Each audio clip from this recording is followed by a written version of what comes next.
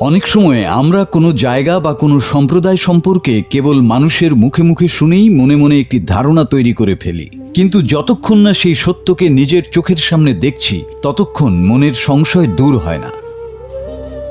Social মিডিয়ায় এক হিন্দু নারীর এমনই এক ভিডিও ছড়িয়ে পড়েছে, যিনি কেবল কৌতূহল মেটাতে এবং সত্য জানতে আচমকাই পৌঁছে গিয়েছিলেন কেরালার এক মসজিদের দোরগোড়ায়। কিন্তু মসজিদের ভেতরে পা রাখতেই তার সঙ্গে যা ঘটল তার সমাজকে এক নতুন শিক্ষা দিয়ে গেল। প্রতিদিন বহু মানুষকে মসজিদে যেতে এবং নামাজ পড়তে দেখতেন এই নারী, কিন্তু মনে সবসময় একটাই প্রশ্ন জাগত, ভেতরের পরিবেশটা আসলে কেমন হয়। একদিন তিনি সিদ্ধান্ত নিলেন, আর শুধু অন্যের মুখে শোনা নয়, এবার নিজেই গিয়ে দেখে আসতে হবে। কিছুটা দ্বিধা আর ভয় নিয়ে যখন তিনি মসজিদের দরজায় গিয়ে দাঁড়ালেন, তখন সেখানে উপস্থিত মুসলিম ভাইয়েরা কোনো রকম রাগ বা আপত্তি না দেখিয়ে উল্টো মিষ্টি হেসে তাকে স্বাগত জানালেন।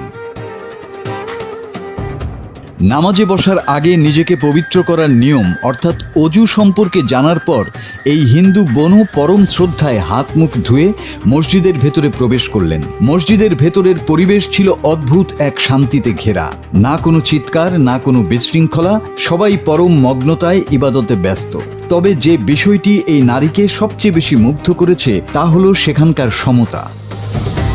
নামাজের সময় সবাই যখন কাতারে এসে দাঁড়ালো, তখন সেখানে কোনো ধনী দরিদ্রের ভেদ ছিল না, ছিল না কোনো ছোট বড়র তফাৎ। সবাই এক লাইনে কাঁধে কাঁধ মিলিয়ে নিজেদের স্রষ্টার সামনে মাথা নত করছে। এই দৃশ্যটি ছিল তার জন্য একেবারেই নতুন এবং হৃদয় ছুঁয়ে যাওয়ার মতো।